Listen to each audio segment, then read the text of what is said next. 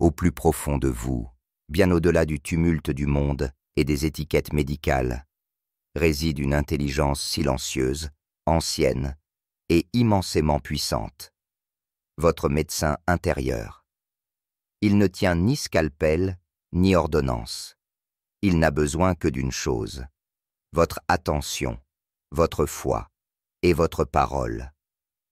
Ce livre n'est pas une compilation de remèdes extérieurs, mais un appel à réveiller la force de guérison qui sommeille en vous. Une force que Joseph Murphy décrivait comme capable de régénérer les cellules, de réparer les organes et de restaurer l'harmonie dans tout le corps. Votre corps n'est pas votre ennemi, il est votre allié, un messager fidèle qui parle à travers les symptômes et qui, dans le silence, sait se réparer si vous lui parlez avec amour, avec conviction et avec vérité. Préparez-vous à entreprendre un voyage profond et transformateur. Vous apprendrez à écouter les chuchotements de votre âme à travers les signaux du corps, à communiquer avec chaque cellule, à transformer vos pensées en médicaments.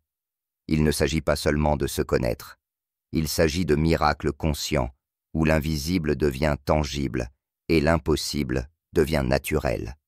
Votre esprit est la clé, votre parole est le canal, votre foi est le feu qui guérit. C'est une sagesse ancienne, mais enracinée dans une compréhension moderne de l'esprit et du corps. Commencez dès maintenant. Parlez à votre corps. Il entend, il répond. Ce texte n'a pas été conçu pour divertir l'intellect. Il a été conçu pour réveiller le guérisseur qui dort en vous. Vous ne trouverez ici ni spéculation, ni théorie vide, ni promesses creuses. Vous y trouverez des instructions, des directives claires destinées à activer une intelligence biologique déjà présente en vous, mais souvent ignorée, celle de vos cellules, de vos glandes, de votre sang, de votre cœur. Votre corps ne vous trahit pas, il obéit. Il suit à la lettre les messages que, sans le savoir, vous lui envoyez depuis des années, par vos pensées, par vos mots, par vos silences, par vos croyances, par vos plaintes.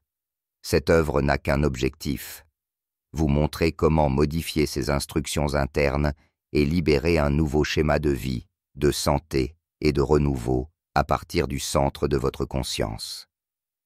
Le diagnostic ne détermine pas votre destin. Peu importe depuis combien de temps les symptômes persistent ou combien de fois vous avez répété des histoires de limitation physique. Ce qui importe, c'est qu'à partir d'aujourd'hui, vous commenciez à parler à vos organes, à vos tissus, à vos cellules. Et non pas de manière symbolique ou poétique, mais avec précision, méthode et résultats observables. Vous apprendrez à semer des mots dans votre subconscient comme on plante la lumière dans un jardin pour récolter la santé là où auparavant ne régnait que la plainte et le découragement. Chaque chapitre sera une conversation avec une partie de vous-même, non pas des parties oubliées, mais des parties fidèles qui attendent une nouvelle instruction. Et c'est vous qui la leur donnerez. Car le corps écoute, il se souvient, et il peut aussi pardonner. Si vous lisez cette œuvre avec autant d'attention que vous avez accordé à vos symptômes, alors quelque chose en vous commencera à changer. Car ce n'est pas un simple livre, c'est un pont entre l'esprit et la matière, et vous êtes sur le point de le traverser. Parlez à votre corps, et guérissez. En prenant un instant, permettez-moi de vous adresser une petite demande, chère auditrice, cher auditeur. Si ce message résonne en vous, si vous ressentez que ce que vous entendez ici a de la valeur, je vous invite, avec tout le respect et la douceur possible, à soutenir cette initiative. Il vous suffit de cliquer sur « S'abonner », de laisser un commentaire et d'aimer cette vidéo. Votre geste, aussi simple soit-il, nous inspire à continuer à créer du contenu sincère, profond et bénéfique pour vous, ici, sur Bibliothèque Audio. Merci du fond du cœur. Revenons à l'essentiel. Tout organe dans votre corps a la capacité d'apprendre, Cette affirmation peut sembler poétique ou philosophique, mais elle est, dans la réalité intérieure, un fait fonctionnel. Vos cellules ne réagissent pas uniquement aux signaux chimiques ou électriques, elles réagissent à vos pensées, non pas comme un étudiant humain qui analyserait un concept, mais comme un organisme vibrant qui obéit à une fréquence. Le corps tout entier est une école silencieuse, et l'esprit qui l'habite est son unique professeur. Chaque fois que vous répétez une idée, vous la renforcez. Chaque fois que vous ressentez une émotion, vous la plantez. Et chaque fois que vous parlez, vous donnez un ordre, un commandement qui descend vers des organes qui écoutent, qui apprennent et qui agissent en conséquence. Ce n'est pas de la superstition, c'est la loi mentale en action. Prenons le cas de M. Martinez, un mécanicien d'âge moyen, venu me consulter après des années passées à soulever des charges lourdes. Sa colonne vertébrale était devenue un champ de bataille. Le diagnostic était clair. Lombalgie chronique, probablement irréversible sans intervention chirurgicale. Mais lui ne voulait pas d'opération. Il voulait retrouver sa mobilité. Je lui ai dit que sa colonne pouvait réapprendre. Il m'a regardé avec scepticisme. Je lui ai alors proposé de considérer ceci. Si la répétition mentale peut provoquer des ulcères, une sudation excessive, une perte de cheveux ou une accélération cardiaque, alors elle peut tout aussi bien générer de l'ordre, de la détente, de l'oxygénation et de la souplesse. Si chaque cellule réagit au stress comme à une instruction hostile, elle peut aussi répondre à des paroles d'harmonie comme à une leçon donnée par un enseignant bienveillant.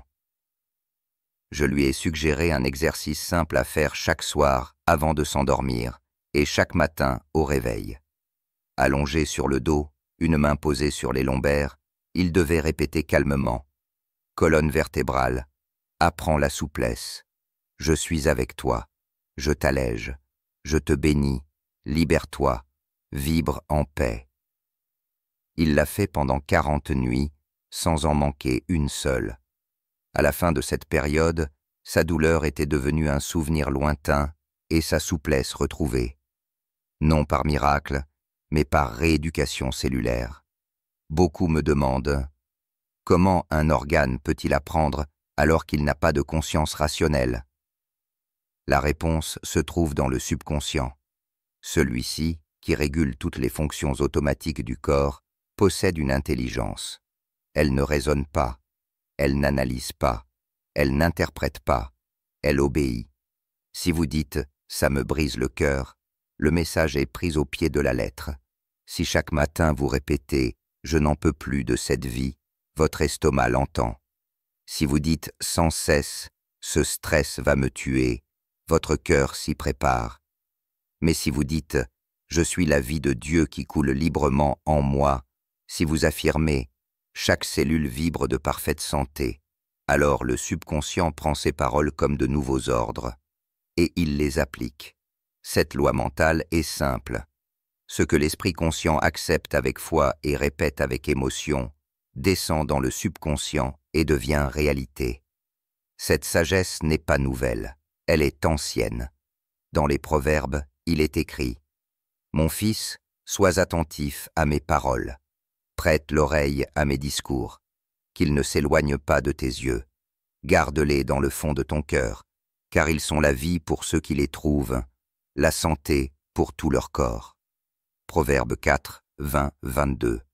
Notez bien, le texte n'ordonne pas de consulter l'herboriste ou le temple. Il dit « Sois attentif à mes paroles ». Ce n'est pas une image, c'est une directive, une prescription pour l'esprit. Une médecine verbale.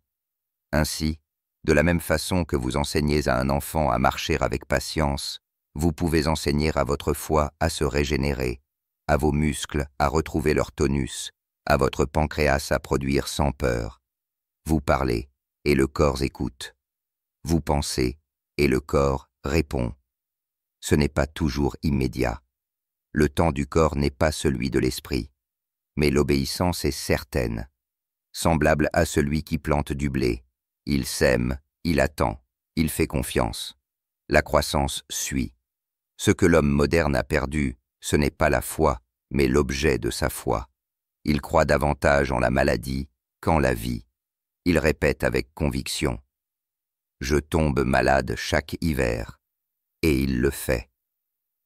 Il oublie que sa parole est une loi pour son subconscient, et que le subconscient est le maître d'œuvre du corps. Lorsque l'ordre change, le résultat change aussi.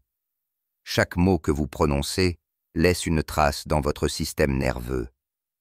Une trace électrochimique, invisible à l'œil nu, mais perceptible dans le comportement de votre corps, dans ses réponses physiologiques, dans son état global. Les anciens le savaient intuitivement. La science moderne commence à le confirmer avec précision. Vos paroles sont des ordres chimiques.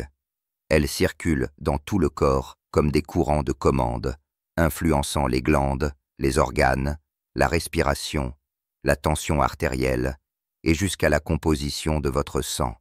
Lorsque vous répétez une phrase, votre cerveau ne se contente pas de l'entendre, il la traduit en signaux électriques. Ces signaux voyagent le long du système nerveux autonome. Ils affectent la production d'hormones, la dilatation des vaisseaux, la contraction des intestins, la sécrétion d'enzymes digestives, l'activité immunitaire. C'est pourquoi une personne en colère peut voir sa pression artérielle grimper en quelques secondes. Et c'est aussi pourquoi une autre, récitant avec foi une prière de paix, peut ralentir son rythme cardiaque instantanément. Les mots sont des substances vibratoires. Ce que vous appelez une simple expression est en réalité une capsule biochimique. Chaque phrase porte une signature chimique. Ainsi, dire « cette situation me rend malade » ou « j'en ai plein le dos » n'est pas inoffensif. Ces mots sont perçus comme des signaux réels par le corps. Il s'ajuste, il s'adapte, il répond.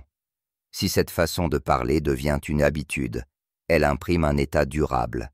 Déséquilibre hormonal, fatigue chronique, tension musculaire, digestion perturbée. Un jeune homme nommé Ricardo, souffrant de gastrite chronique, m'a raconté son expérience. Il avait essayé plusieurs traitements sans résultat durable. En parlant avec lui, j'ai remarqué qu'il répétait souvent « ça me retourne l'estomac, j'avale ma colère, je n'arrive pas à digérer ce qui se passe chez moi ». Ces phrases, associées à une forte émotion, agissaient comme des injections verbales d'acidité. Le subconscient, fidèle à son rôle, les exécutait à la lettre. Je lui ai proposé un simple exercice. Chaque fois qu'il ressentait un malaise, il devait poser ses 2 mains sur son ventre et répéter lentement « Mon estomac est en paix, ma digestion est parfaite, je transforme tout ce que je vis avec sérénité. Je relâche, je m'ouvre, je m'harmonise. » 2 semaines plus tard, il constatait une nette amélioration. 1 mois après, il n'avait plus besoin d'antiacides. Ce qui avait changé, ce n'était pas son alimentation, mais son dialogue intérieur, car le corps n'agit pas sur la foi, mais sur l'obéissance. Ce que vous répétez devient loi. Le langage dirige l'attention, et l'attention est le canal par lequel l'énergie vitale circule. Là où va l'attention, vont le sang, l'oxygène, la réparation. Si vous concentrez votre attention à travers une phrase répétée sur un organe spécifique, cet organe réagit. C'est ainsi que la prière, dirigée vers une partie du corps, produit des effets tangibles. Ce que l'on appelle effet placebo n'est rien d'autre que la foi verbalisée, et cette foi agit par la chimie. Un homme qui répète chaque jour « Mon cœur bat avec un rythme parfait » envoie un signal précis. Le système parasympathique, chargé de l'équilibre interne, interprète cette phrase comme un ordre. Ce qui suit n'est pas un miracle, mais une réponse biologique à une commande psychoverbale.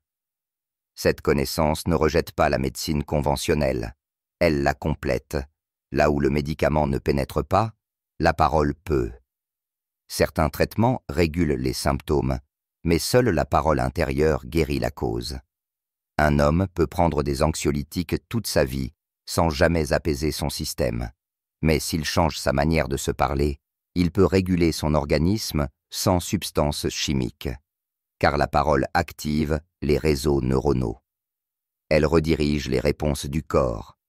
Lorsqu'elle est constructive, elle est régénératrice. Lorsqu'elle est répétée avec conviction, elle est transformatrice. Lorsqu'elle est imprégnée d'émotions, elle devient thérapeutique. C'est pourquoi il faut surveiller non seulement vos pensées, mais aussi vos paroles, parce que ce que vous dites devient de la biochimie. Et cette biochimie façonne votre état physique. Une femme d'une quarantaine d'années me disait souffrir de migraines violentes. En l'écoutant, je lui ai demandé quelles expressions elle utilisait souvent. Elle m'a répondu « Je suis une bombe à retardement ». Cette phrase, répétée pendant des années, avait entraîné son système nerveux à réagir par constriction vasculaire dès qu'elle ressentait de la pression. Je lui ai suggéré de la remplacer par une affirmation contraire. Je suis un champ ouvert en paix. L'énergie circule en moi comme une rivière calme. 3 semaines plus tard, la fréquence des crises avait diminué. 2 mois après, elles avaient cessé. Ce n'était pas de l'autosuggestion creuse, mais de la chimie cérébrale modifiée par le langage. Votre corps est un laboratoire. Il ne fonctionne pas au hasard. Il réagit au chef d'orchestre, vos pensées parlées. La parole est une substance sous forme de vibration. Le corps l'interprète. Si vous lui donnez des mots doux, il sécrète des endorphines. Si vous lui donnez des mots craintifs, il libère de l'adrénaline. Vous choisissez la formule à travers la conversation que vous entretenez avec vous-même. C'est pour cela que la prière est plus qu'un acte religieux. C'est un acte biochimique. Lorsque vous dites « Dieu est en moi et sa santé traverse tout mon être », vous modifiez la composition chimique de votre sang. Et ce sang porte le message à chaque cellule. Aucun organe n'est sourd à la prière. Aucun tissu n'est insensible à la vibration de vos décrets. Aucun système n'échappe à l'effet de vos paroles. Aucune molécule dans votre corps n'ignore ce que vous dites de vous-même. Les gens cherchent des comprimés pour se calmer, sans se rendre compte qu'ils absorbent en réalité des paroles qui les rendent malades. Ils répètent des phrases héritées, non filtrées, pleines de défaites, de doutes, de mélancolie. Puis s'étonnent lorsque leur corps manifeste exactement cela. Mais s'ils commençaient à utiliser de nouvelles phrases, claires, propres, affirmatives, orientées vers la joie, la santé, la liberté, le corps réagirait aussi vite, mais dans l'autre sens. Les toxines émotionnelles comme le ressentiment, la colère, la peur sont le carburant des maladies. Les hormones amises, dopamine, sérotonine, endorphine sont la nourriture de la santé. Et c'est vous qui choisissez le chemin à emprunter à travers ce que vous prononcez. Répétez avec moi maintenant, avec intention. Mes paroles sont un médicament. Ma langue est un instrument de guérison. Tout ce que je dis devient bon dans mon corps. Faites de cette phrase votre compagne quotidienne. Dites-la au réveil. Répétez-la en marchant. Utilisez vos mots comme un scalpel de lumière, comme une seringue de paix, comme une perfusion de sagesse. N'attendez pas des miracles extérieurs. Le miracle est dans votre voix. Il existe un moment précis, chaque jour, où les portes du subconscient s'ouvrent plus largement que d'habitude. Ce moment n'est ni mystérieux ni rare. C'est l'instant suspendu entre la veille et le sommeil, ce passage fragile où l'esprit rationnel se retire doucement et où la vigilance s'éteint, juste avant que ne commence le rêve. Là, entre la dernière pensée consciente et la première onde d'inconscience, se trouve ce que certains chercheurs appellent aujourd'hui l'heure dorée de l'âme. Et à cet instant précis, ce que vous plantez fleurira. La raison est simple. Pendant le sommeil, l'esprit conscient dort. Mais le subconscient, lui, continue de travailler, exactement selon les instructions que vous lui avez laissées avant d'éteindre la lumière. Si cette instruction est de la peur, il produira des images de menace. Si c'est l'épuisement, il consolidera la fatigue. Mais si c'est une commande claire de régénération, de paix, de santé, alors le corps s'en servira comme d'une directive sacrée et enclenchera les processus de réparation cellulaire sur cette base. Le secret est là. Utilisez cet intervalle de transition avec une pleine intention. Le subconscient n'est pas une entité obscure ou étrangère. C'est votre département intérieur, celui qui régule chaque fonction vitale. La digestion, la respiration, l'équilibre hormonal, le sommeil lui-même. Il ne prend pas de pause. Il ne se distrait pas. Il n'évalue pas. Il agit. Mais pour agir, il lui faut des ordres clairs. Et ces ordres arrivent par la parole, surtout quand elle est chargée d'émotions. C'est pourquoi les mots que vous prononcez en vous endormant ont un pouvoir particulier. Ce sont des commandes que le subconscient exécute sans délai, sans jugement, sans ironie. Il ne les filtre pas, il les applique. Ce point est essentiel à comprendre. La nuit, l'esprit ne fonctionne pas selon la logique. Il fonctionne selon l'image que vous lui donnez. Et cette image se transforme en chimie, en mouvement, en réparation ou en stagnation, selon la qualité de votre semence mentale. Une infirmière m'écrivit un jour. Elle travaillait de nuit depuis des années. Elle se plaignait d'une fatigue constante, de maux de tête chroniques et d'un affaiblissement général de son système immunitaire. Malgré des heures de sommeil en journée, elle ne se sentait jamais reposée. Je lui ai demandé « Que pensez-vous juste avant de dormir ?» Elle a répondu « Que je suis détruite, que mon corps n'en peut plus, que j'aimerais ne pas me réveiller. » Je lui ai alors proposé de changer ce scénario nocturne. Je lui ai suggéré une prière simple à répéter pendant 3 minutes avant de fermer les yeux. Je dors en paix. La force divine me renouvelle. Chaque cellule se remplit de lumière. Chaque organe se régénère. Je me réveille forte, saine et joyeuse. Ainsi soit-il. Elle a commencé sans enthousiasme, mais avec régularité. Après 2 semaines, elle constata une amélioration. 2 mois plus tard, elle avait réduit ses médicaments et son énergie vitale était revenue. Rien n'avait changé à l'extérieur, mais tout avait changé à l'intérieur. Elle avait changé la commande, et la réponse avait suivi. Il n'est pas nécessaire d'être mystique ou d'accomplir un rituel complexe. Une phrase courte, cohérente, dite avec foi avant le sommeil, suffit. Le corps l'apprend, le subconscient la traduit en fonction automatique, et la nuit devient un laboratoire de restauration. Les anciens Hébreux le savaient lorsqu'ils chantaient leurs psaumes du soir.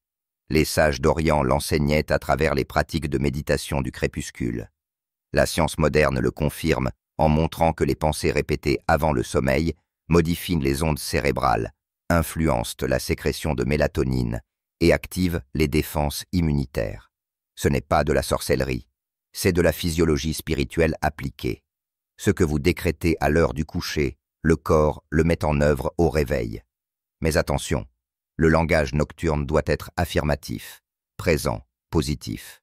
Il ne faut pas dire « je ne veux pas être malade », car le subconscient ne comprend pas la négation. Si vous dites « je ne veux pas de douleur », il entend « douleur ». Si vous dites « pourvu que je n'ai pas mal de main », il retient « mal de main ». Mais si vous dites « je me repose », chaque partie de moi se détend, ma tête est en paix. Le corps reçoit ses instructions sans distorsion. Le subconscient n'est pas créatif, il est obéissant. Il ne juge pas la sagesse ou la folie d'un ordre, il exécute. C'est pourquoi il est vital de lui parler avec clarté, intention, amour. Beaucoup commettent l'erreur d'aller au lit en ruminant leurs dettes, leurs conflits, leurs douleurs. Puis ils s'étonnent de se réveiller plus fatigués, irritables ou malades. Mais c'est logique. Le subconscient a passé la nuit à exécuter un script de destruction. Il avait un scénario de chaos. Il l'a joué fidèlement. Mais si ce script change, si l'on décide consciemment de semer une image de santé, d'ordre, de lumière, le corps agira selon cette vision. Et les résultats seront mesurables, tangibles, vérifiables. Cela n'exige pas une croyance spirituelle particulière. Il suffit de comprendre que la biologie obéit à l'émotion soutenue. Et l'émotion soutenue naît de la répétition des mots, surtout avant de dormir. Une femme de 60 ans me confia un jour que depuis la mort de son mari, elle murmurait chaque soir « À quoi bon continuer ?» Cette phrase, répétée dans la solitude, suffisait à affaiblir son système immunitaire, provoquer une anémie, réduire l'appétit et créer un état de dépression physiologique constante. Je lui ai proposé de ne pas chercher à transformer sa vie entière, mais simplement cette phrase. Je lui ai suggéré de dire à la place « Je continue parce qu'il y a encore de la lumière. Je continue parce que la vie a besoin de moi. Je continue parce que je guéris chaque nuit. » Elle pleurait en le disant. Mais elle a persisté. Le subconscient, comme un enfant fidèle, n'a pas évalué les larmes. Il a obéi à la phrase. Et peu à peu, sa vitalité est revenue. Avec elle, une sérénité qu'elle n'avait pas connue depuis longtemps. Elle me dit un jour, « C'est comme si mon corps répondait à une voix que je ne savais pas posséder. » Oh! Cette voix est la vôtre. Cette voix programme votre système. Cette voix, répétée au bon moment, a plus d'effet que 100 pilules. Parce qu'elle ne vient pas de l'extérieur, elle vient de l'intérieur. Elle ne supprime pas les symptômes, elle guérit les causes. Elle ne bloque pas les signaux, elle modifie les origines. C'est pour cela que l'heure du coucher est sacrée. C'est le moment où le pouvoir passe de l'esprit conscient au grand guérisseur intérieur. Et ce guérisseur n'agit pas à l'intuition, il agit sur commande. Si la commande est la vie, il active la vie. Si la commande est la dégradation, il active la dégradation. Faites donc de ce moment un rituel de santé. Choisissez vos mots, répétez-les lentement, fermez les yeux avec gratitude, visualisez la lumière parcourant votre corps. Sentez que vous parlez à votre système nerveux comme à un ami. Dites « Merci pour ce jour, merci pour ce corps, merci pour la santé qui s'approfondit pendant mon sommeil. » Puis, restez en silence. Laissez le subconscient recevoir ce message comme une graine. Et faites-lui confiance. Il fera germer cette graine pendant que vous reposez. Vous n'avez pas besoin de savoir comment agissent les enzymes, comment se régénèrent les tissus, quelles glandes s'activent. Il vous suffit de donner le bon ordre. Le reste, c'est le corps qui s'en charge. Dieu a conçu votre système ainsi. Vous plantez la parole. Le subconscient obéit et le corps se transforme. Le cœur n'est pas qu'un simple muscle. Il ne se résume pas à une pompe aveugle qui pousse le sang dans les artères. C'est bien plus que cela. Le cœur est avant tout un récepteur. Il est l'un des organes les plus sensibles à votre état émotionnel et à la qualité de vos pensées soutenues. Il enregistre chaque variation de votre monde intérieur. Son rythme, loin d'être fixe ou arbitraire, reflète immédiatement votre ton mental. Chaque pensée que vous abritez, chaque émotion que vous entretenez, chaque mot que vous répétez, influence sa cadence. Lorsque vous vivez dans la peur, le cœur la ressent. Lorsque vous vous exprimez avec colère, il s'accélère. Lorsque vous demeurez dans la joie, il traduit cela en harmonie rythmique. Le cœur ne cherche pas à comprendre vos idées. Il les interprète dans son propre langage. L'accélération, la tension, la régularité ou la paix. C'est pourquoi l'on dit que le cœur comprend ce que la langue ne dit pas, car il est directement relié au subconscient, et celui-ci ne juge pas. Il reçoit les émotions et les vibrations des mots, et il obéit à cette tonalité intérieure avec une fidélité remarquable. Au fil des ans, J'ai reçu des dizaines de lettres de personnes ayant réussi à stabiliser leur tension artérielle, non par des médicaments, mais par la prière, la visualisation rythmée et des affirmations précises. L'un des cas les plus frappants fut celui de M. Ray, un comptable retraité de 68 ans, souffrant d'hypertension sévère depuis plus de 10 ans. Malgré différents traitements, les résultats restaient instables, les effets secondaires nombreux. En discutant avec lui, j'ai découvert une croyance profondément enracinée. Mon cœur est fatigué de vivre. Cette phrase, répétée pendant des années, avait été absorbée par son subconscient comme un ordre d'épuisement. Le cœur obéissait. Il ralentissait, luttait, se contractait sous le poids du désespoir. Je lui ai proposé une approche totalement inverse. Je lui ai suggéré de parler à son cœur comme on parlerait à un enfant, avec tendresse et autorité bienveillante. Chaque soir, il devait poser la main sur sa poitrine, fermer les yeux et répéter pendant 5 minutes. Mon cœur bat en paix, mon cœur a un rythme divin, j'entends la mélodie de la vie dans ses pulsations. Merci pour ta loyauté, merci pour ta force, tout va bien. Je lui ai aussi demandé de visualiser un métronome qui bat doucement, régulièrement, sans forcer, juste en observant. Au bout de 3 semaines, sa tension commença à se stabiliser. 3 mois plus tard, sous supervision médicale, il put réduire ses médicaments de moitié. Ce n'était pas un miracle, c'était une rééducation rythmique, une reprogrammation consciente. Le cœur n'avait pas été guéri par une force extérieure, mais par une nouvelle instruction que le subconscient avait fidèlement appliquée.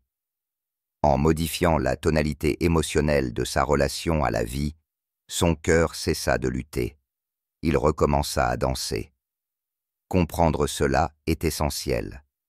Le cœur ne se contente pas de pomper le sang. Il rayonne de l'information. Selon les recherches contemporaines, le champ électromagnétique qu'il émet est bien plus puissant que celui du cerveau. Ce champ s'étend au-delà du corps. Il agit comme une antenne qui capte et diffuse nos émotions, nos pensées, nos états de conscience. Quand vous pensez avec colère, ce champ devient chaotique. Quand vous pensez avec gratitude, il devient cohérent. Et cette cohérence n'est pas abstraite. Elle influence réellement la pression sanguine, l'oxygénation des organes, la digestion et les défenses immunitaires. Tout cela est se moduler favorablement ou défavorablement selon les schémas émotionnels que vous cultivez. Et ces schémas sont choisis. Ils peuvent être redirigés. C'est pourquoi visualiser votre cœur comme un métronome divin est si puissant. Car le rythme, lorsqu'il est vu, ressenti et nommé, impose de l'ordre sur le chaos. Si, chaque soir, vous prenez quelques minutes pour voir votre cœur comme un instrument accordé par la musique de l'univers, quelque chose en vous commencera à s'adoucir. La tension chronique diminuera. L'agressivité latente se dissipera. Et le corps entier suivra ce nouveau tempo. Il ne s'agit pas de fantaisie. Il s'agit de la science de l'attention. Ce que vous observez avec amour s'harmonise. Ce que vous ignorez se rigidifie. Ce que vous craignez se dérègle. C'est pourquoi il nous faut revenir au cœur. Non pas comme à un symbole romantique, mais comme à un organe éducable. Un élève fidèle de la pensée. Une femme souffrant de tachycardie me confia qu'à chaque montée de stress, elle se disait « Il n'y a pas de solution, je vais craquer ». Sans le savoir, elle hypnotisait son corps avec des ordres de rupture. Son subconscient obéissait. Il ne remettait pas en question ses paroles. Il les exécutait. Je lui ai proposé de transformer ce dialogue intérieur. Chaque fois qu'elle sentait la pression monter, elle devait poser la main sur sa poitrine et se dire « Je suis en sécurité. Dieu est en moi. Chaque battement est amour. Tout se résout dans la paix. » Les premières fois, elle le disait en pleurant. Mais elle a continué. Et au fil des semaines, les épisodes diminuèrent. Ce qui l'étonna le plus, ce fut de découvrir qu'elle commençait à faire confiance à son cœur. « Maintenant, dit-elle, je sens qu'il me protège. » Ce n'était pas un élan mystique. C'était la description physiologique d'un cœur qui n'était plus une victime, mais un allié. L'erreur la plus fréquente consiste à croire que le cœur est un esclave des gènes ou du destin. Mais le cœur est modelable, non dans sa forme, mais dans sa fonction vibratoire. Vous pouvez lui apprendre à battre avec sérénité. Vous pouvez lui apprendre à ne pas réagir à chaque bruit du monde. Vous pouvez lui apprendre à recevoir la joie comme un médicament. À chaque fois que vous entendez votre cœur battre, au lieu de le craindre, bénissez-le. À chaque fois que vous le sentez s'accélérer, au lieu de résister, parlez-lui. Dites-lui « Je suis avec toi, nous avançons ensemble, tout va bien. » Respirez, relâchez, laissez aller. Le cœur n'a pas besoin de longs discours, il a besoin de sincérité, de régularité et de direction. Si vous lui offrez cela, il répondra. Fermez les yeux maintenant. Visualisez votre pouls, non comme un accident biologique, mais comme un tambour sacré qui marque le rythme de votre âme sur la terre. Chaque battement est une affirmation d'existence.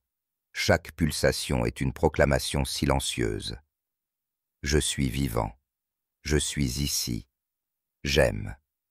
Faites de cette image votre rituel du soir. Remplacez les actualités, les peurs et les tensions par 5 minutes d'écoute intérieure. Le cœur qui est écouté répond. Le cœur qui est aimé s'aligne. Le cœur qui est guidé guérit. Et si jamais vous doutez de son pouvoir, rappelez-vous ceci. C'est le premier organe à s'être formé dans le ventre maternel. Le premier à battre. Avant même que votre esprit puisse penser, votre cœur savait déjà qu'il voulait vivre. Et ce désir est toujours là. Il attend votre voix. Parlez-lui. Remerciez-le. Formez-le.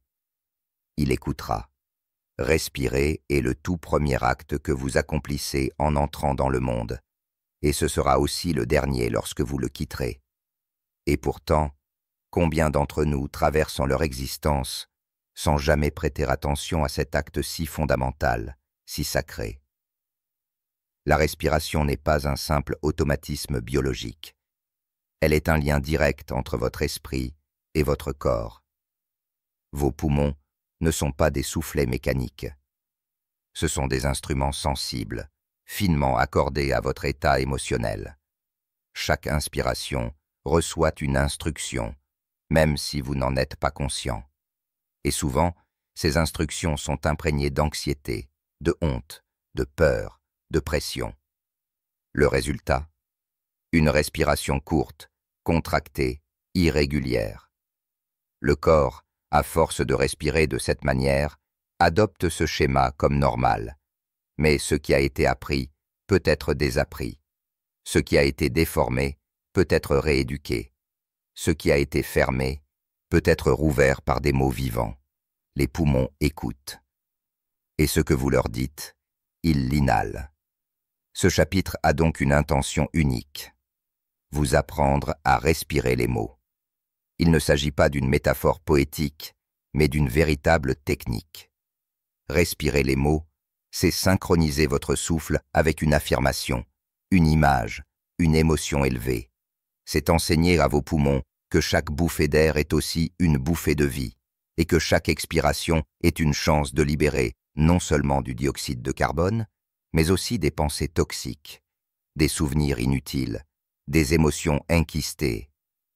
L'air n'est pas qu'un gaz, c'est un véhicule vibratoire, et lorsque vous respirez avec conscience et avec intention verbale, l'air devient médicament. Une jeune femme, asthmatique depuis l'adolescence, me raconta un jour qu'elle vivait avec son inhalateur à portée de main. Elle dormait assise, redoutait l'effort, et surtout, elle respirait dans la peur. Je lui ai demandé comment elle se parlait pendant ces crises. Elle me répondit « Je me dis toujours, je m'étouffe, je n'y arrive plus, je vais mourir. »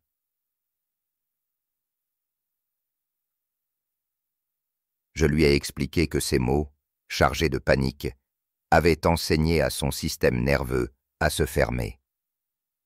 Son corps, dans un élan de fidélité, disait « Si l'air te fait peur, fermons la porte. » Je lui ai proposé un renversement total du récit, un nouveau dialogue entre souffle et langage. Voici la séquence. Inspirer en pensant.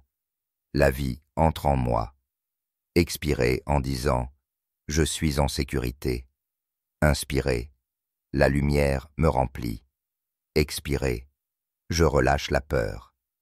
Au début, son souffle était saccadé, mais après quelques jours, son corps commença à répondre. Au bout de 3 semaines, elle marchait sans difficulté. 1 mois plus tard, ses crises étaient devenues rares. Sa relation à l'air avait changé, et avec elle, sa physiologie. Ce principe n'est pas nouveau. Dans la Genèse, le souffle est déjà symbole de vie. Alors l'Éternel Dieu forma l'homme de la poussière du sol, et il insuffla dans ses narines un souffle de vie. Genèse 2:7. Dès les premiers versets du texte sacré, le souffle est le pont entre la matière et l'esprit. Respirer, ce n'est pas seulement oxygéner les tissus, c'est renouveler son contrat avec l'existence. Chaque inspiration est une affirmation silencieuse. Je suis vivant. Chaque expiration peut devenir un acte conscient de libération. Je laisse partir ce qui ne me sert plus. Mais si votre pensée habituelle est « La vie m'étouffe, le monde m'oppresse, je n'arrive pas à respirer en paix », alors le message qui parvient au subconscient est un message de fermeture. Et les poumons, toujours loyaux, obéissent. Non par hostilité, mais par fidélité biologique. La seule manière de déprogrammer ce schéma est d'en créer un nouveau. Et ce nouveau schéma doit unir le souffle à la parole, le corps à la foi, la biologie à l'intention. Respirer les mots est une discipline simple mais puissante. Elle ne requiert ni matériel, ni lieu spécial, ni posture stricte, seulement de la présence. Il suffit de consacrer 5 à 10 minutes le matin et le soir. Asseyez-vous ou allongez-vous. Fermez les yeux. Guidez votre souffle avec des phrases choisies. Elles doivent être affirmatives, au présent, reliées à l'ouverture, à la sécurité, à la vie. Voici quelques formules. Inspirez, paix. Expirez, tension. Inspirez, santé. Expirez, peur. Inspirez, lumière. Expirez, obscurité. Inspirez, Dieu. Expirez, doute. Lorsque ces phrases sont associées au souffle de manière répétée, le système nerveux les perçoit comme des commandes de relaxation. Le corps y répond par une réduction du rythme cardiaque, la libération d'hormones apaisantes, l'ouverture des bronches, l'expansion de la capacité pulmonaire. Et plus encore, la création d'une nouvelle mémoire corporelle. Un homme souffrant d'anxiété chronique me confia qu'il avait toujours l'impression que l'air n'entrait pas correctement. Une oppression constante, sans cause médicale claire. Je lui ai enseigné la technique du souffle verbal. Il était sceptique, mais il essaya. 10 jours durant, il répéta matin et soir cette simple séquence. Inspirez, je suis en paix. Expirez, je suis entier. Dès le 8e jour, sa femme remarqua que son souffle nocturne était plus profond, son humeur plus calme, sa posture plus relâchée. 3 semaines plus tard, ses crises avaient diminué de moitié. 5 semaines plus tard, son corps avait appris une nouvelle manière d'habiter l'air. Toujours, la parole avait été le médicament.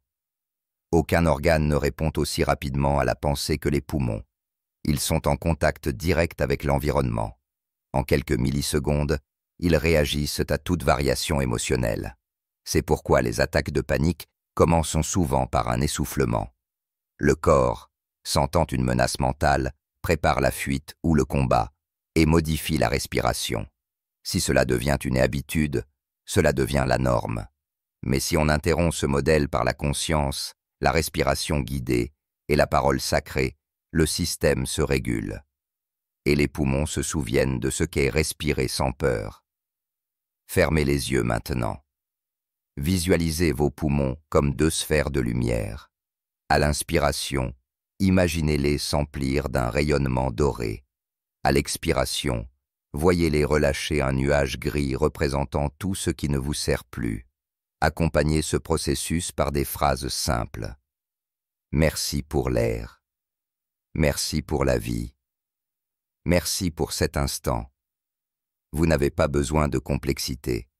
Vous avez besoin de continuité. Chaque fois que vous pratiquez cet exercice, vous réapprenez à vos poumons à associer la respiration à la joie et non plus à la lutte. Et lorsque l'esprit accepte que l'air est un don, le corps réagit comme un jardin sous la pluie. Il s'ouvre, il s'étend, il fleurit. Vos poumons ne sont pas de simples organes. Ce sont des temples où circule l'énergie qui vous maintient ici. Si vous leur parlez, ils écoutent. Si vous les bénissez, ils s'ouvrent. Si vous les éduquez par la parole vivante, ils vous rendent la sérénité. Ne dites plus « je n'arrive pas à respirer ». Dites « le souffle divin coule en moi ». Ne répétez plus « la vie m'étouffe ». Proclamez « chaque souffle me relie à la paix de Dieu ». Changez vos mots et votre souffle changera. Changez votre souffle et votre manière de vivre changera.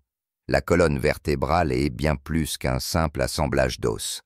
Elle est l'axe de votre structure physique, la tour intérieure sur laquelle repose tout ce que vous appelez « moi ».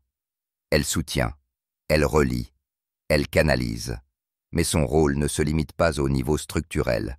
Elle agit également comme un pont entre vos émotions, votre énergie et votre conscience. Lorsqu'on dit qu'une personne plie sous le poids de la vie, l'expression est plus littérale qu'on ne le pense. Car la colonne vertébrale, comme chaque partie du corps, réagit au langage intérieur. Elle entend les pensées. Elle enregistre les émotions. Elle traduit chaque croyance en tension, en rigidité ou en souplesse. Celui qui vit dans la culpabilité verra son dos se voûter. Celui qui se défend en permanence ressentira une raideur dans la nuque ou entre les omoplates. Celui qui porte des charges émotionnelles, des responsabilités non partagées, développera des douleurs dans la région lombaire. Rien de cela n'est un hasard. C'est une loi fonctionnelle.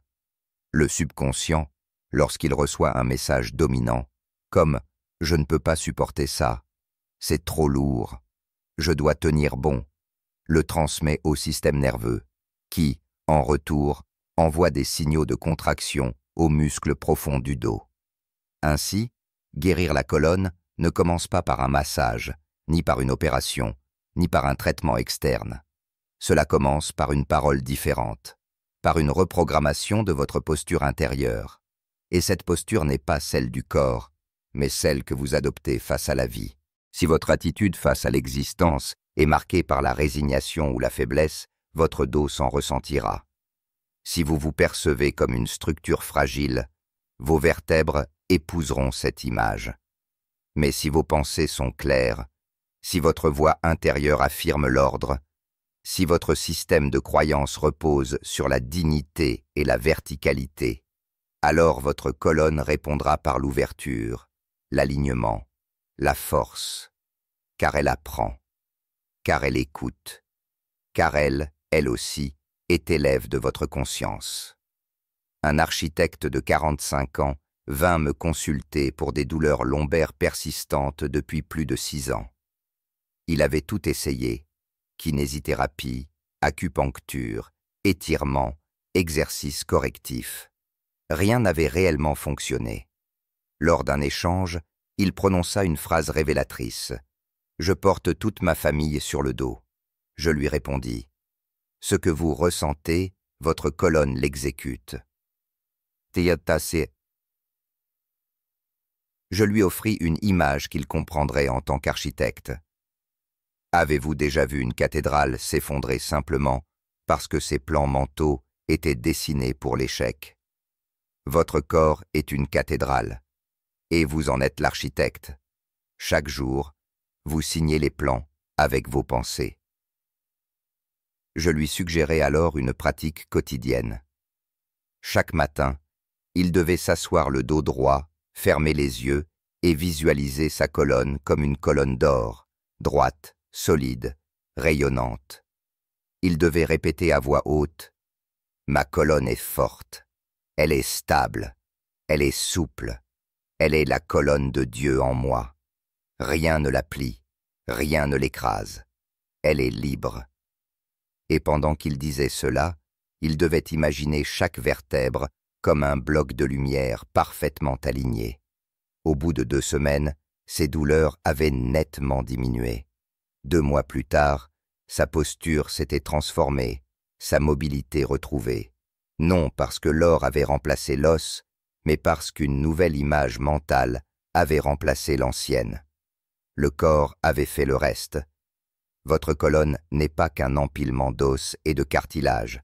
Elle est l'axe central de votre champ énergétique. Elle transmet non seulement les impulsions nerveuses, mais aussi les vibrations mentales. Les traditions orientales parlent de nadis, de canaux d'énergie. La science occidentale évoque la moelle épinière et le système nerveux autonome. Les mots diffèrent, mais la vérité fonctionnelle est la même. Tout ce qui se passe dans votre esprit finit par se refléter dans votre dos. Celui qui vit émotionnellement courbé le sera physiquement aussi. C'est pourquoi il est essentiel d'adopter une nouvelle attitude mentale vis-à-vis de votre colonne. Non plus la considérer comme une zone qui supporte, mais comme le mât d'un navire sacré, comme l'axe d'une structure noble, comme la ligne verticale par laquelle l'esprit supérieur descend pour habiter la matière. Une femme qui avait pris soin de sa mère malade pendant plus de 10 ans souffrait de douleurs chroniques au niveau du sacrum et des cervicales. Elle disait « Je suis le pilier de tout le monde. Personne ne m'aide. Cela me brise en deux. »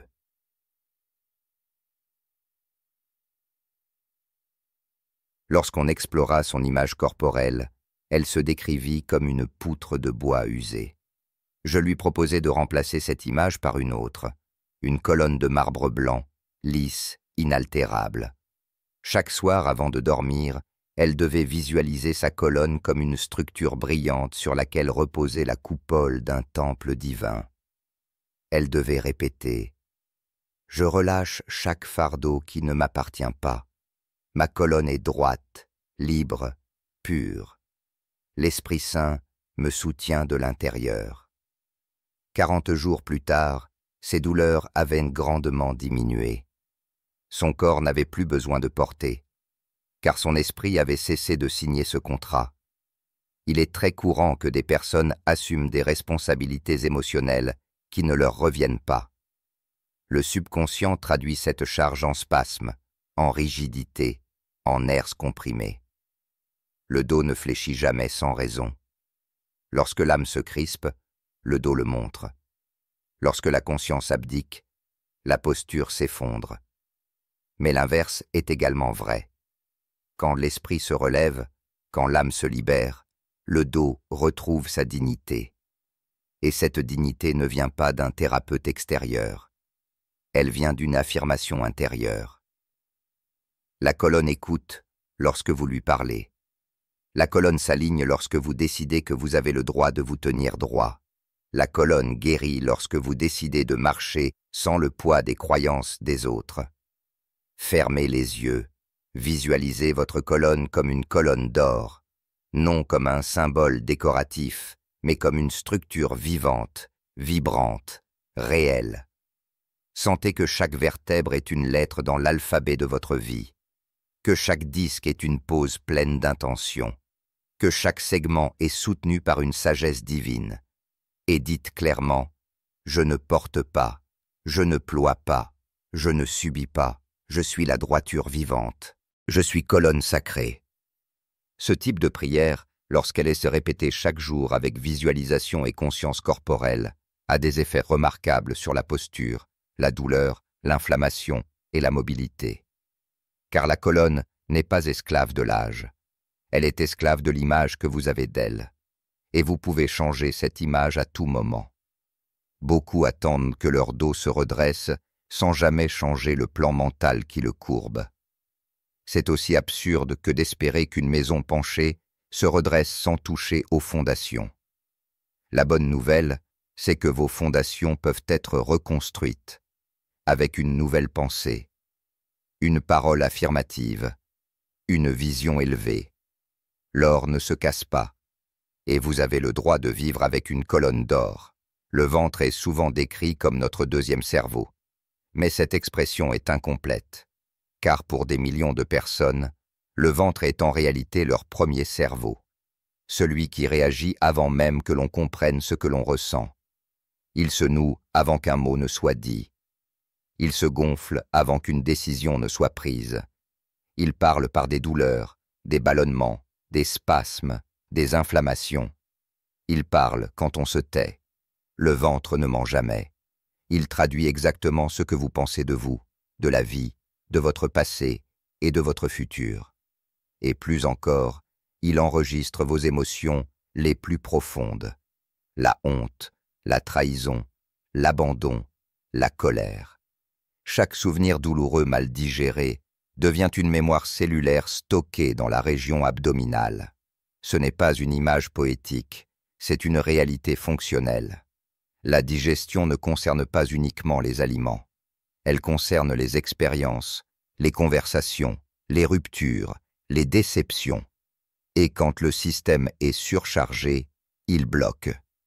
Non pas parce qu'il est faible, mais parce qu'il est submergé. Un homme souffrant de colite chronique me disait « J'ai l'impression de porter un nœud permanent dans le ventre ». Je lui ai demandé s'il y avait dans sa vie quelque chose qu'il n'avait jamais pu exprimer. Il a pleuré. Puis il m'a raconté comment, à 12 ans, il avait été humilié par son père devant toute sa famille et que personne n'avait pris sa défense. Depuis ce jour-là, me dit-il, il n'avait plus jamais osé dire ce qu'il ressentait. Son ventre avait fait ce que sa voix n'avait pas pu faire, retenir. Dans les traditions anciennes, le ventre est le siège du courage.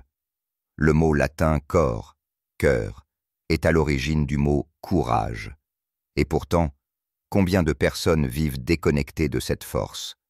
Leur ventre est tendu, dur, gonflé, silencieux. Non pas parce qu'il est malade, mais parce qu'il est contraint au silence depuis des années. Ce silence intérieur devient un terrain fertile pour les troubles digestifs, mais aussi pour l'anxiété, la fatigue chronique et même certaines maladies auto-immunes. Mais si le ventre peut enregistrer la douleur, il peut aussi accueillir la paix. La clé est de lui parler avec respect, avec douceur, avec autorité bienveillante. Car lui aussi répond à la parole. Il n'est pas insensible à votre voix intérieure. Bien au contraire, il y est extrêmement réceptif. Voici un exercice que j'ai proposé à des dizaines de personnes.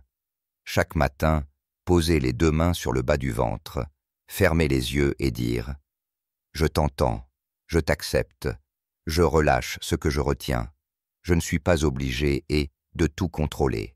Je suis en paix avec ce que je ne comprends pas encore. » Puis, inspirez profondément et sur l'expiration, imaginez que le ventre se détend, s'ouvre, se libère. Une femme qui souffrait de constipation sévère depuis l'adolescence m'a confié que cet exercice avait transformé son rapport à son corps. Elle ne s'était jamais sentie habitée dans cette région-là. Elle se sentait étrangère dans son propre ventre, disait-elle. En l'invitant à parler à cette zone avec des mots d'acceptation, elle a commencé à reprendre possession d'un territoire abandonné. Le ventre aime la clarté. Il n'aime pas les demi-vérités, les compromis, les non-dits. Chaque fois que vous vous trahissez, il le ressent. Chaque fois que vous gardez le silence alors que votre cœur veut crier, il se contracte. Et plus vous répétez ce schéma, plus il apprend à se fermer. C'est pourquoi il est vital d'établir un nouveau pacte, non pas basé sur la performance ou la maîtrise, mais sur l'écoute.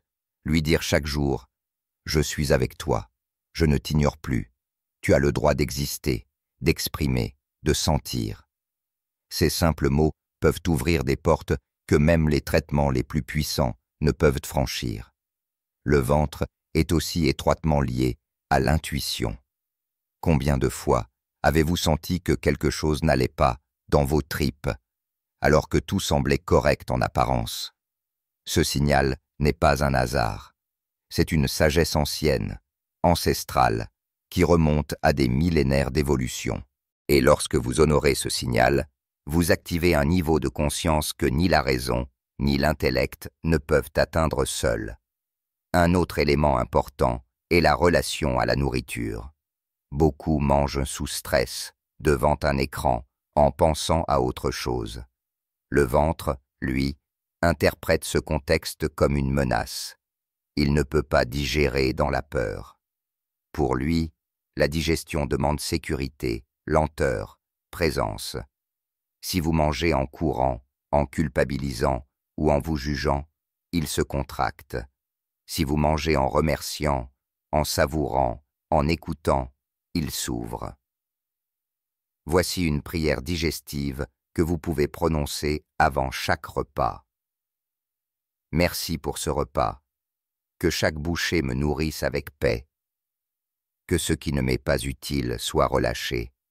Que mon ventre reçoive cette nourriture comme un acte d'amour. Certains sourient à cette idée, mais ces mêmes personnes parlent à leur téléphone, à leur ordinateur, à leur voiture, et trouvent cela normal. Pourquoi ne pas parler à votre ventre? Lui aussi a un système d'écoute, et sa fréquence préférée, c'est la sincérité. Ce que vous croyez devient votre digestion. Ce que vous ressentez devient votre microbiote. Ce que vous pensez de vous devient la manière dont vous assimilez le monde. Alors, soyez attentifs à vos mots. Ne dites plus « Je digère mal tout ce qui m'arrive ». Dites « Je transforme chaque expérience en sagesse ». Ne répétez plus « J'ai toujours mal au ventre ». Dites « Mon ventre est un sanctuaire. Il guérit, il apprend, il s'adapte ». Changez votre discours et votre ventre changera de réponse. Le sommeil est l'un des phénomènes les plus mystérieux et les plus fondamentaux de notre vie. Nous passons près d'un tiers de notre existence à dormir, et pourtant, nous le traitons souvent comme une simple coupure, une nécessité biologique ennuyeuse, une parenthèse passive entre deux journées d'action. Cette vision est non seulement erronée, mais aussi appauvrissante. Le sommeil n'est pas un arrêt. C'est un espace sacré de recalibrage, de communication, de transmission.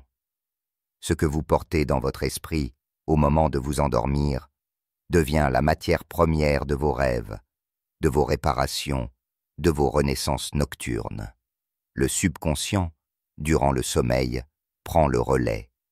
Il ouvre les dossiers non traités, il trie les émotions refoulées, il réorganise les souvenirs, il imprime les croyances les plus récentes. Autrement dit, chaque nuit, vous formez votre esprit sans le savoir. Ce que vous lisez, ce que vous pensez, ce que vous dites avant de fermer les yeux devient une commande, une instruction que votre inconscient exécute dans le silence. Si vous vous endormez avec des pensées de colère, vous nourrissez votre nuit de feu. Si vous vous endormez avec des pensées de gratitude, vous ouvrez un espace de guérison. C'est pourquoi le moment qui précède l'endormissement est si précieux.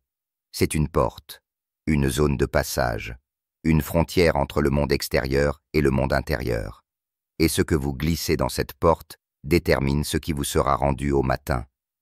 Un homme me racontait qu'il se réveillait tous les jours épuisé, malgré 8 heures de sommeil. Il disait « Je dors, mais je ne me repose pas ». En l'écoutant parler de ses soirées, j'ai compris qu'il s'endormait chaque nuit en ressassant des conflits professionnels, des inquiétudes financières et parfois même des discussions imaginaires dans lesquelles Il se défendait contre des critiques. Son corps dormait, mais son esprit luttait. Je lui ai proposé un changement simple. Consacrer les 10 dernières minutes avant de dormir à un rituel d'apaisement. S'éloigner des écrans. Respirer profondément.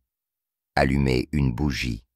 Et surtout, répéter à voix haute une phrase unique.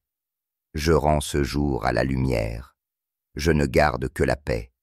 Tout ce qui m'a blessé s'efface. Demain commence dans la paix. Après 2 semaines, son sommeil était plus profond. Après un mois, il se réveillait en se sentant plus léger, comme si la nuit m'avait lavé. Et ce n'était pas une illusion. C'était un nettoyage subconscient provoqué par une nouvelle consigne mentale. Le sommeil peut devenir un temple, mais seulement si vous le sanctifiez. Cela commence par l'intention. Que voulez-vous que votre nuit fasse pour vous? Voulez-vous qu'elle vous rende plus fort, plus sage, plus serein? Alors vous devez la nourrir de mots qui portent cette direction. Sinon, elle ne fera que rejouer les schémas anciens, car l'inconscient, livré à lui-même, reproduit ce qu'il connaît. Et ce qu'il connaît, c'est ce que vous lui avez donné hier. Voici un autre exemple. Une femme souffrant d'insomnie chronique me disait « J'ai peur de dormir. Quand je dors, je perds le contrôle. » Son sommeil était devenu une menace. Inconsciemment, elle luttait contre lui. Son esprit restait sur le qui-vive, incapable de lâcher. Elle s'était conditionnée à la surveillance intérieure permanente. Je lui ai demandé « Avez-vous confiance en la nuit ?» Elle a répondu non. Et c'est là que résidait le blocage, car on ne peut pas se reposer là où on ne se sent pas en sécurité. Alors, chaque soir, avant de dormir, je lui ai proposé de placer une main sur son cœur, une autre sur son ventre, et de dire « Je suis porté par la nuit, rien ne peut me blesser dans ce sommeil, la lumière veille pendant que je me repose. » Puis, de visualiser un ciel étoilé qui descend lentement en elle, recouvrant son corps d'un voile protecteur. Les premières nuits furent difficiles, mais au fil des jours, elle se relâchait, et un matin, elle m'écrivit. Je me suis endormi sans avoir peur. C'était la première fois depuis des années. Bah... Cela ne relève pas de la magie, cela relève de la pédagogie intérieure. Le sommeil vous écoute, il vous répond, il obéit à la dernière parole que vous lui adressez. C'est pourquoi les enfants dorment mieux lorsqu'on leur raconte une histoire douce, un conte apaisant, parce que cette dernière vibration s'imprime dans leur subconscient. Pourquoi alors, à l'âge adulte, cessons-nous ces rituels? Pourquoi endormons-nous notre conscience avec des écrans bleus, des nouvelles anxiogènes, des tensions accumulées? Le sommeil demande un environnement intérieur propice. Ce n'est pas uniquement la chambre qu'il faut préparer, c'est l'âme. Voici une prière silencieuse que vous pouvez adopter chaque soir. Je bénis ce corps pour tout ce qu'il a accompli aujourd'hui. Je bénis cette âme pour tout ce qu'elle apprend encore. Je bénis cette nuit comme un berceau de paix. Je dors dans la lumière et je me réveille renouvelé. Ce genre de déclaration répétée régulièrement reprogramme non seulement la qualité de votre sommeil, mais aussi votre capacité à guérir, à intégrer, à évoluer.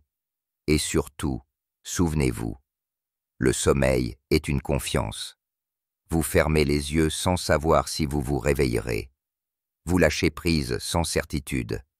Et pourtant, chaque nuit, quelque chose vous maintient, vous berce, vous régénère. Ce quelque chose, c'est l'intelligence de la vie. Et elle mérite votre confiance. Nous pensons rarement à nos pieds.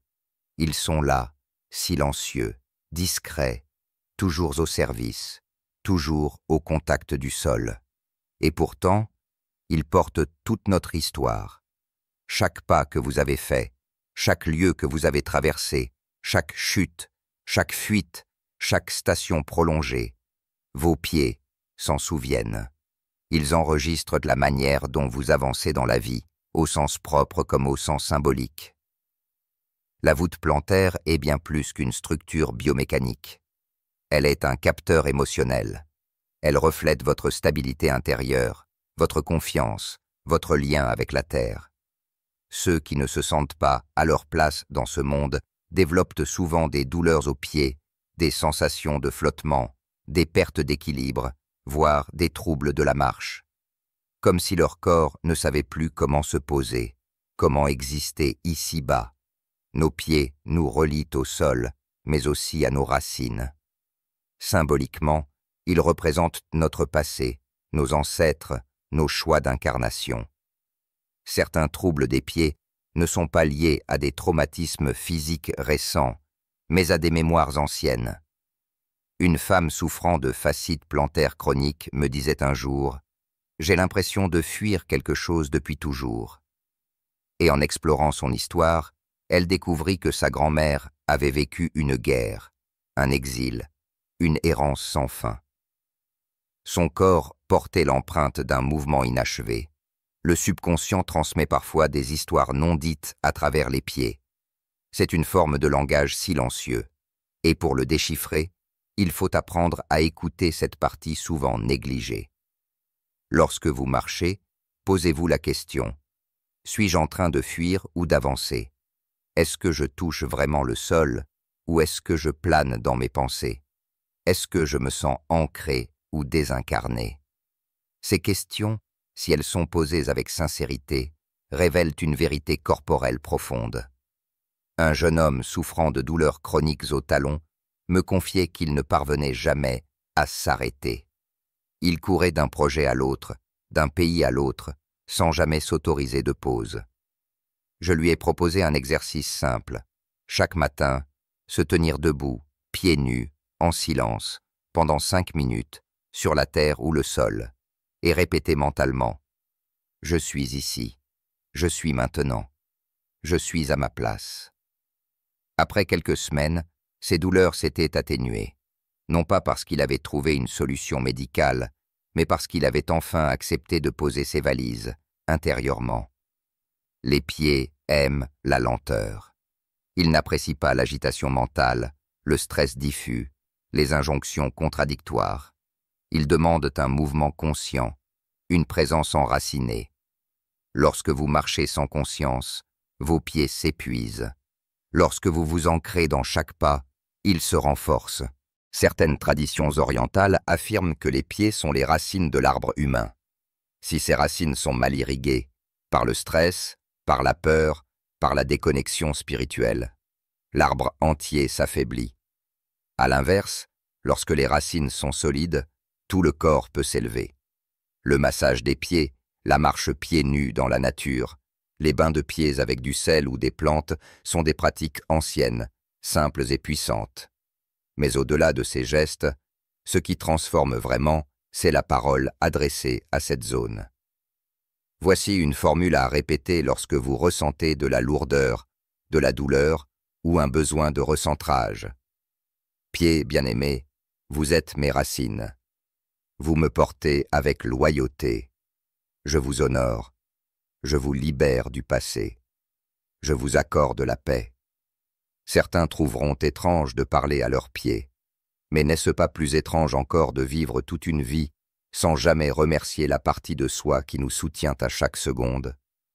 Le langage que vous adressez à vos pieds influence votre équilibre, votre posture, votre endurance. Si vous les traitez comme de simples outils, ils vous répondront par la fatigue. Si vous les considérez comme des alliés, ils vous rendront la force. Un jour, une femme âgée me dit « Mes pieds sont usés, je les déteste ». Je lui ai demandé « Vous ont-ils déjà abandonné ?» Elle réfléchit, puis répondit « Non, ils ont toujours été là, même dans mes pires moments. » Alors je lui suggérai de les remercier chaque soir. Elle s'y engagea, et quelques semaines plus tard, elle me dit avec émotion « Ils me font toujours un peu mal, mais je ne les déteste plus, je les aime. » Ce changement d'attitude est déjà une guérison. Vos pieds racontent votre manière d'exister sur cette terre. S'ils sont douloureux, peut-être est-ce le signe qu'il est temps de réconcilier votre vie intérieure avec votre présence au monde. La peau est bien plus qu'un organe. C'est une mémoire vivante. C'est un livre ouvert sur votre histoire émotionnelle. Elle enregistre les blessures invisibles, les non-dits, les tensions anciennes. Elle reflète ce que vous ne pouvez pas formuler avec des mots. Elle parle quand vous vous taisez. Elle manifeste ce que vous avez tenté d'enfouir. La peau est notre première interface avec le monde. Dès la naissance, c'est elle qui reçoit les premières caresses, les premiers chocs, les premières absences. Elle ressent l'amour ou le manque d'amour avant même que nous puissions comprendre ce que signifient ces mots. Ainsi, elle devient un récepteur hypersensible à tout ce qui touche à la sécurité, à l'intimité, à la reconnaissance. Beaucoup de troubles de la peau, eczéma, psoriasis, urticaire, acné persistante, ne sont pas uniquement physiologiques. Ils sont souvent l'expression d'un conflit intérieur entre le besoin d'être vu et la peur d'être exposé, entre l'envie d'un contact et la crainte du rejet. Un homme souffrant de démangeaisons chroniques me confiait qu'il avait envie de fuir sa propre peau. Il avait l'impression d'étouffer dans son corps, de ne jamais pouvoir respirer librement. En approfondissant, il réalisa que depuis l'enfance, on lui avait appris à tout intérioriser, à ne jamais se plaindre, à ne jamais montrer sa vulnérabilité. Sa peau était devenue l'unique moyen d'expression de son malaise. Ce que la bouche ne dit pas, la peau le hurle. Et pourtant, nous avons appris à combattre notre peau, à la camoufler, à la juger, à l'agresser avec des produits, à l'ignorer lorsqu'elle envoie des signaux.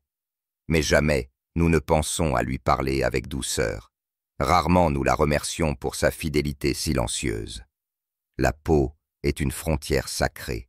Elle filtre ce qui entre et ce qui sort. Elle dit oui ou non à l'énergie du monde extérieur. Elle absorbe ce que vous acceptez et rejette ce que vous ne supportez plus. Lorsqu'elle s'enflamme, c'est souvent qu'elle se sent envahie. Lorsqu'elle se dessèche, c'est parfois qu'elle se sent abandonnée.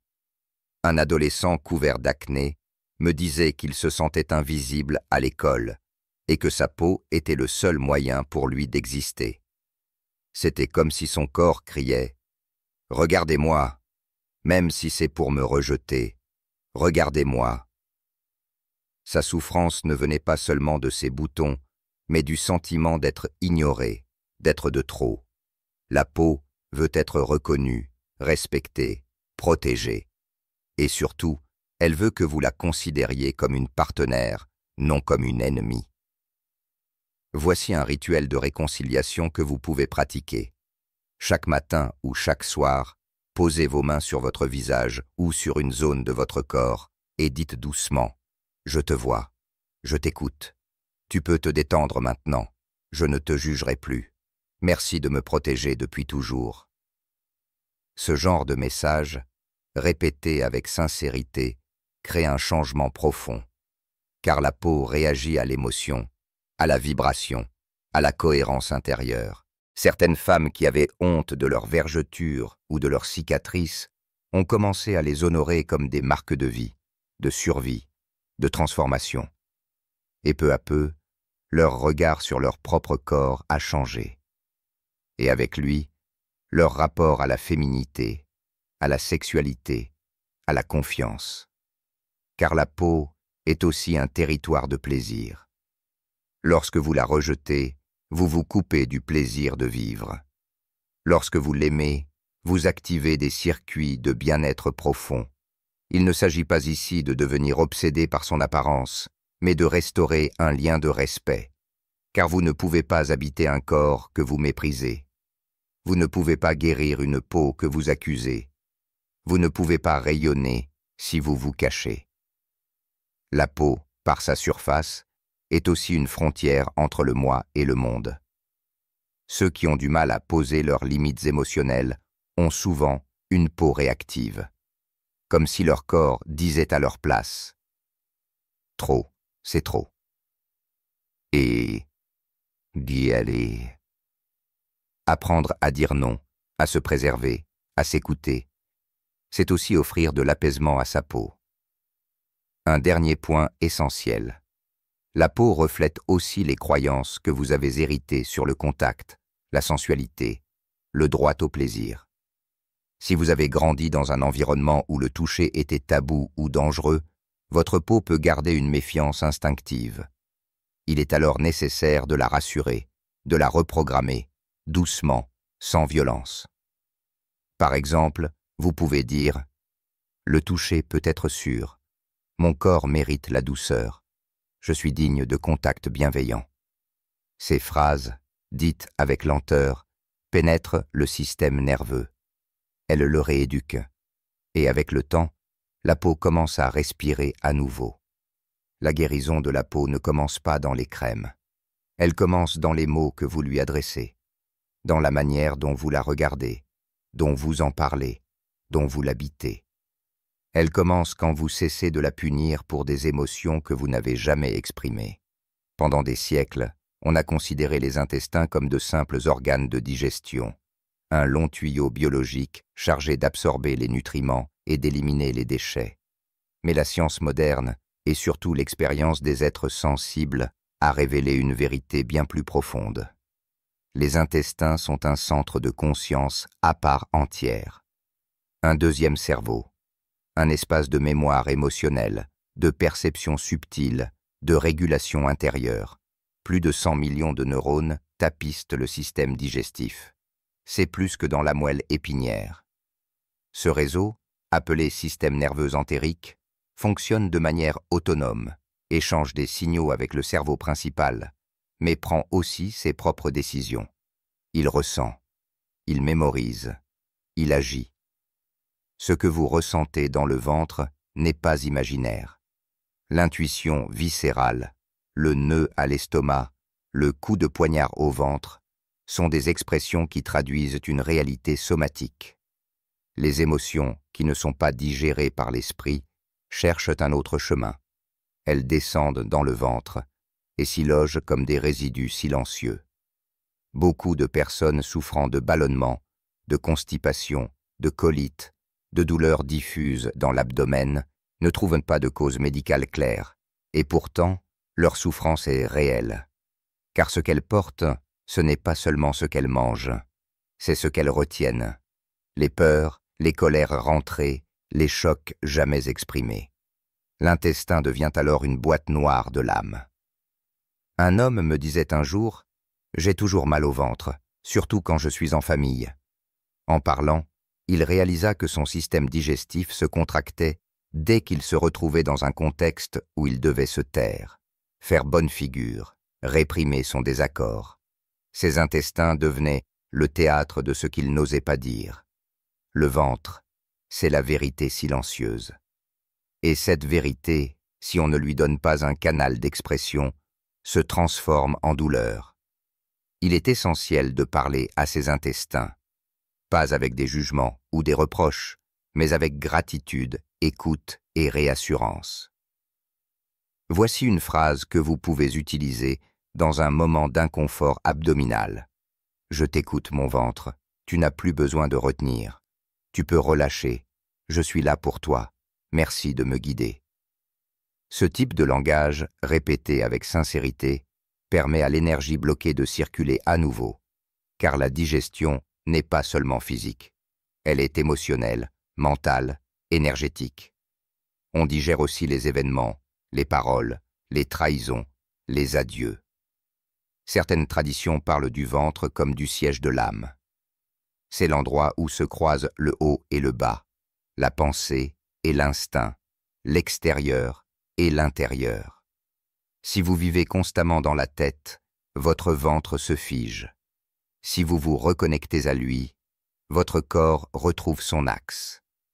Un exercice simple consiste à poser les mains sur le bas-ventre, à respirer profondément pendant plusieurs minutes et à répéter intérieurement « Je suis en sécurité ici, je n'ai rien à fuir. Je suis ancré, calme et présent. Ce type de pratique restaure la communication entre le centre mental et le centre viscéral. Elle pacifie le chaos intérieur. Les intestins sont aussi très sensibles à la vérité. Si vous vivez dans le mensonge, dans une posture qui trahit vos valeurs, votre ventre le sait. Il se tord, il se défend, il vous parle. Mais il faut vouloir entendre. Une femme souffrant de crise de colite aiguë découvrit que chaque épisode survenait après avoir accepté quelque chose qu'elle n'avait pas vraiment voulu. Son corps disait non, pendant qu'elle disait oui. En réapprenant à s'écouter, à poser des limites, à exprimer ses besoins, ses douleurs se sont espacées, puis ont disparu. Les intestins nous apprennent à filtrer, à distinguer ce qui est bon pour nous de ce qui ne l'est pas. Ce n'est pas un hasard si tant de troubles digestifs apparaissent dans des contextes où l'on avale trop de responsabilités, trop d'obligations, trop de silence. Il ne s'agit pas seulement de ce que vous mangez, mais de ce que vous acceptez. La guérison de l'intestin passe par une réhabilitation de la vérité intérieure. Elle passe par un ralentissement, par une attention plus fine à vos besoins réels, par un respect du rythme naturel du corps que la société moderne a trop longtemps malmené. Ne vous contentez pas de soigner vos intestins avec des médicaments ou des régimes. Parlez-leur, honorez-les, écoutez-les. Ils savent des choses que votre esprit ignore, et souvent, ils les murmurent, avant que la douleur n'explose. La gorge est bien plus qu'un simple conduit anatomique. Elle est une passerelle, un seuil, un lieu de transition entre l'intérieur et l'extérieur. Elle porte la voix, certes, mais aussi les vérités tues, les cris étouffés, les mots jamais prononcés. Elle est le miroir de votre rapport à l'expression, à la parole libre, à la légitimité de vous dire. Combien de fois avez-vous senti une boule dans la gorge, une sensation d'étouffement, une douleur soudaine lors d'une émotion forte? Ces signaux ne sont pas anodins. Ils révèlent un conflit intérieur entre ce que vous ressentez profondément et ce que vous vous autorisez à exprimer. Beaucoup de personnes souffrant de maux chroniques dans la gorge, angines fréquentes, laryngite, voix instables, découvrent, en regardant plus loin que le symptôme, une histoire marquée par le silence, imposé ou choisi. Des enfances où l'on apprenait à ne pas déranger, à ne pas élever la voix. Des relations où l'on retenait les vrais mots par peur du rejet ou de la colère. Des vies entières passées à parler correctement, sans jamais parler vraiment. Un homme me disait « J'ai toujours eu la voix faible ». En creusant, il réalisa que dans son enfance, chaque fois qu'il posait une question, on lui répondait par l'agacement. Il avait appris que parler, c'était risquer de déranger. Sa gorge s'était adaptée en réduisant son intensité. Le corps est fidèle à nos décisions inconscientes, mais cette fidélité finit par étouffer la vitalité, car la gorge n'est pas faite pour être censurée. Elle est un canal sacré. Ceux qui ne passent pas par elle cherchent d'autres sorties, et souvent, ce sont le dos, la poitrine ou le ventre qui encaissent le poids des non-dits. La libération de la gorge passe d'abord par une reconnaissance. Un jour, face à une femme qui disait perdre souvent la voix sans raison médicale, je lui ai demandé « Qu'est-ce que vous ne dites jamais, mais que vous portez toujours ?» Elle m'a regardé en silence, les yeux brillants, et a répondu « Que j'ai besoin d'amour ». Ce fut le début d'une guérison. Parler n'est pas seulement une fonction sociale, c'est un acte de souveraineté. Dire « je », dire « non », dire « j'ai mal », dire « je veux » sont autant de gestes qui affirment notre existence. Lorsque vous les empêchez, vous réduisez votre lumière. La gorge a besoin d'écoute, mais aussi de permission. Elle a besoin qu'on lui dise « Tu peux parler maintenant. Tu as le droit. Tu n'as plus besoin de te cacher. Chaque mot que tu portes est précieux. » Un exercice simple consiste à chanter ou à murmurer un son prolongé, chaque jour, même seul. Pas pour bien chanter, mais pour réveiller la vibration. Le son purifie, il déloge les nœuds, il ramène de l'oxygène là où régnait le silence. Vous pouvez aussi écrire une lettre à votre propre voix, lui dire ce que vous ne lui avez jamais dit, lui demander pardon si vous l'avez étouffé, la remercier d'avoir tenté de survivre malgré tout. Dans les traditions anciennes, la parole était considérée comme magique. Chaque mot était un acte, une bénédiction ou une blessure. C'est pourquoi la parole devait être consciente, alignée, respectueuse. Aujourd'hui, nous avons oublié ce pouvoir. Nous parlons sans penser, ou nous pensons sans parler. La gorge souffre de cette incohérence. Elle n'a pas besoin de cris, mais de vérité. Pas de bruit, mais de cohérence. Pas de slogan, mais de sincérité. Une femme me confiait qu'elle pleurait souvent sans savoir pourquoi, surtout lorsqu'elle essayait de s'exprimer. Je lui ai proposé de prononcer à voix haute, chaque matin, cette phrase. Ma voix a le droit d'exister. Je ne suis plus en danger. Je me choisis. Et de poser sa main sur sa gorge en la disant, avec douceur. Au fil des jours, elle pleurait moins et parlait davantage, non pas plus fort, mais plus vrai, car c'est cela, au fond, que la gorge réclame. L'authenticité. Vous n'avez pas besoin de convaincre, ni de dominer, ni d'imposer, seulement de vous exprimer depuis l'espace du cœur, sans masque. Et si vous n'y arrivez pas encore, ne vous jugez pas. Commencez par chuchoter votre vérité dans le silence d'une pièce. Parlez à vous-même, puis un jour, votre voix trouvera naturellement son chemin. La gorge est le gardien de votre vérité. Plus vous l'écoutez, plus elle vous guide vers la paix. Le corps ne se contente pas de fonctionner. Il s'exprime, il communique, il tente, chaque jour de vous dire quelque chose. Mais dans un monde bruyant, rapide et saturé d'informations extérieures, il devient difficile d'entendre cette voix intérieure. Pourtant, elle est là, constante, discrète, profonde. Elle se manifeste par un frisson, une tension, une fatigue soudaine, un serrement de poitrine, une boule au ventre. Tous ces signaux sont des messages. Beaucoup de gens ne prêtent attention à leur corps que lorsqu'ils crient. La douleur, la maladie, la chute, la crise. Mais le corps chuchote longtemps avant de crier. Il envoie des alertes douces, des invitations à ralentir, à changer, à s'écouter. Ignorer ces signaux, c'est comme ignorer les panneaux sur une route dangereuse. Un jour, un homme me dit « Mon corps m'a trahi ». En vérité, son corps l'avait prévenu des mois avant son infarctus. Mais il n'avait pas voulu entendre. Il avait confondu performance avec force, stress avec normalité, fatigue avec faiblesse. Son corps n'avait pas trahi. Il avait protégé, jusqu'à ne plus pouvoir. Le corps ne ment jamais. Il peut compenser, adapter, résister, mais il ne triche pas. Ce que vous ressentez est vrai, même si personne ne le comprend, même si aucune analyse ne le confirme. La vérité de votre corps ne dépend pas d'une validation extérieure. Chaque partie de vous est vivante. Chaque cellule écoute vos pensées. Vos croyances façonnent votre posture. Vos émotions impriment leurs traces dans vos tissus. Votre histoire s'écrit dans vos os. Rien n'est neutre, rien n'est séparé. Ce que vous dites de vous-même, le corps l'entend.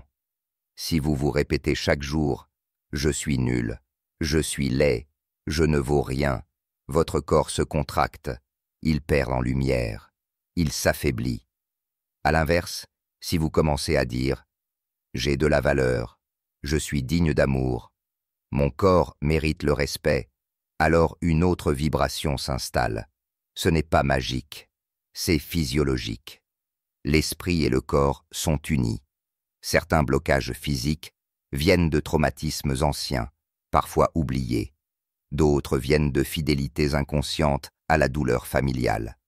D'autres encore naissent du refus d'habiter pleinement son incarnation. Il ne s'agit pas de tout analyser, mais de tout accueillir. Le chemin de guérison commence par une décision, celle de se réconcilier avec son corps, non pas de le contrôler, ni de le transformer à tout prix, mais de l'écouter avec tendresse.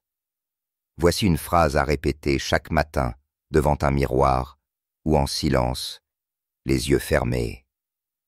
Cher corps, je te redécouvre. Je suis désolé de t'avoir ignoré. Je suis prête à t'écouter. Merci pour tout ce que tu as traversé. Je suis là, avec toi. Cette déclaration simple peut ouvrir des portes. Elle peut ramener la conscience là où régnait l'oubli. Elle peut guérir des tensions qui duraient depuis des années. Il ne s'agit pas ici de remplacer un traitement médical ou de nier les approches scientifiques. Il s'agit de restaurer une alliance, car toute démarche de soins véritable commence par une écoute profonde, et personne ne connaît votre corps mieux que lui-même. Le corps est votre maison pour cette vie. Il vous accompagne depuis le premier souffle et jusqu'au dernier. Il mérite respect, douceur, gratitude. Il mérite qu'on l'honore, qu'on le bénisse, qu'on le célèbre. Même dans ses douleurs, même dans ses limites. Car ce n'est pas dans la perfection que naît la paix, mais dans la réconciliation. Votre corps n'est pas un ennemi à vaincre. Il est un messager, un ami fidèle, un compagnon silencieux qui attend simplement que vous le regardiez, non avec jugement, mais avec amour.